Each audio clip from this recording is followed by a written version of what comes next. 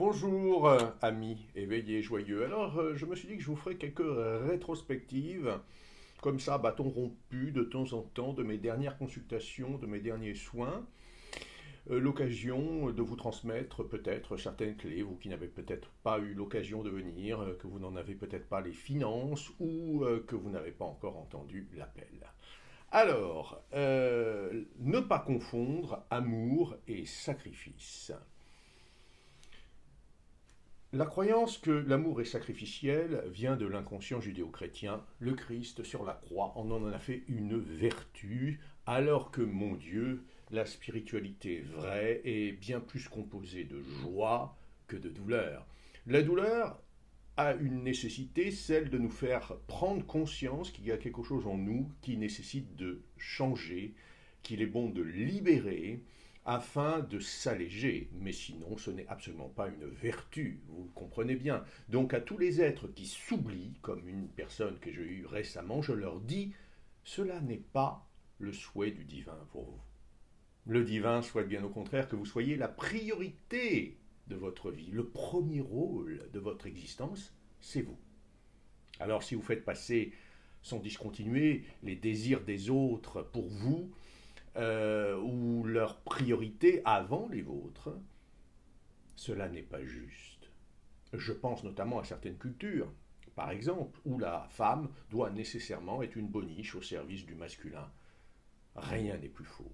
Nous sommes des êtres complémentaires, certes, mais en parfaite équité, où personne ne doit être asservi à quelqu'un d'autre. Alors comprenez-moi bien, je ne montre personne du doigt, je suis persuadé que toutes les cultures doivent, je dirais, faire table rase de leurs croyances un peu trop rigides, de leurs traditions un petit peu trop sclérosantes, étouffantes, et doivent se dire, bah, là-dedans, tiens, est-ce qu'il n'y a pas des choses qui seraient peut-être intéressantes de laisser tomber pour m'ouvrir à une conscience plus large, à une compassion plus grande et un désir plus important d'être respectueux des autres et tolérant de leurs croyances. Donc ne jamais s'oublier, mes amis, et pour cela il est important de savoir dire non à ce qui vous manque de respect ou à ce qui désire vous abuser et profiter de vous. Pour cela, je vous invite chaudement, bien sûr, à faire l'appel de l'énergie masculine qui se situe dans le tome 2 de la parole qui éclaire votre chemin pour avoir le constituant vibratoire, je dirais, nécessaire à l'affirmation de soi. Ne pas s'oublier est un art, ça ne veut pas dire que vous allez arrêter d'être généreux, non, bien évidemment, ça n'a rien à voir. Mais vous saurez vous faire respecter et ne pas vous perdre de vue. Vous êtes la lumière de ce monde. Vous devez savoir vous mettre en avant et vos batteries doivent être pleines pour pouvoir servir le divin. En vous oubliant, vous vous dévitalisez. Cela n'est pas juste. Les mémoires du corps de maltraitance, violence, abus, elles doivent être transmutées. Car si vous les gardez encore dans le corps, eh bien, inconsciemment, bien sûr, elles s'émanent de vous, de manière sporadique, certes, mais cela suffit à peut-être attirer à nouveau le même type d'expérience, mais surtout à ce que le corps garde en lui, je dirais, la croyance totalement fausse que l'amour, la reconnaissance, c'est la douleur. Il est nécessaire que le corps puisse intégrer un nouveau référentiel, beaucoup plus juste, de douceur, afin qu'il apprenne à recevoir sans se sentir ni en danger ni redevable, à recevoir du bon, à recevoir de la tendresse, à recevoir ce qui le nourrit réellement. Soin féminin sacré notamment, qui permet à vos corps, puisqu'ils sont plusieurs, il y a aussi les corps éthériques, les corps auriques, à se désengorger de tous ces souvenirs, de toutes ces mauvaises identifications de ce qu'est la vie. Là encore, on parlait de la douleur. La douleur n'a pas une raison absolue d'exister. Il est temps que vos énergies, vos corps puissent appréhender une nouvelle référence de l'existence, beaucoup plus juste, libérer des blessures, libérer des fermetures qu'ont engendré ces violences en vous. Nous avons libéré, avec mon cher ami du ciel Sananda récemment, une sous-personnalité qui avait la blessure du rejet.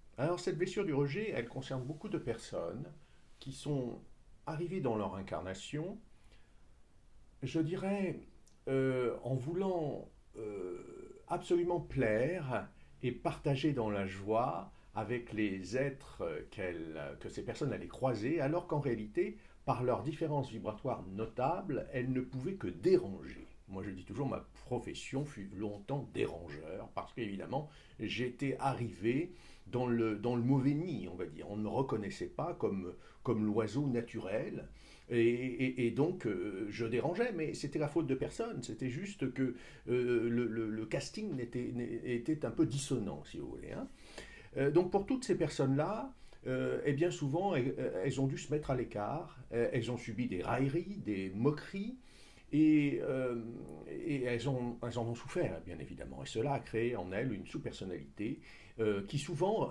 attire à nouveau donc le sentiment de déranger, d'être montré du doigt, de créer de l'hostilité.